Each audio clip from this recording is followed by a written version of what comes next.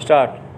Applying these tests, we have no doubt at all that the dispute covered by the first issue referred to the industrial tribunal in the present cases could not possibly be referred for decision to the registrar under section 61 of the Act. Stop. The dispute related to alteration of a number of conditions of service of the workman, which relief could only be granted by an industrial tribunal dealing with an industrial dispute. Stop. The registrar, it is clear from the provisions of the Act, could not possibly have granted the reliefs claimed under this issue because of the limitations placed on his powers in the Act itself. Stop. It is true that Section 61 by itself does not contain any clear indication that the registrar cannot entertain a dispute relating to alteration of conditions of service of the employees of a registered society, semicolon, but the meaning given to the expression touching the business of the society, in our opinion, makes it very doubtful whether a dispute in respect of alteration of conditions of service can be held to be covered by this expression.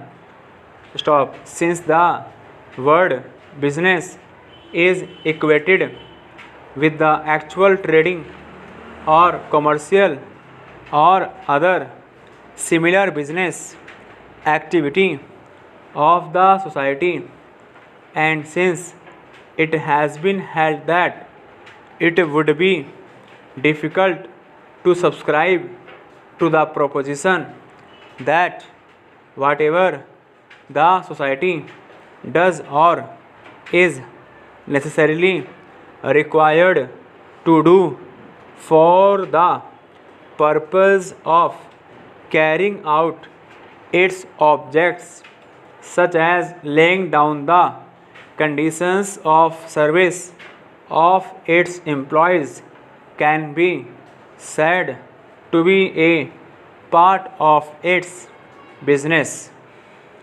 It would appear that a dispute relating to conditions of service of the workmen employed by the society cannot be held to be a dispute touching the business of the society.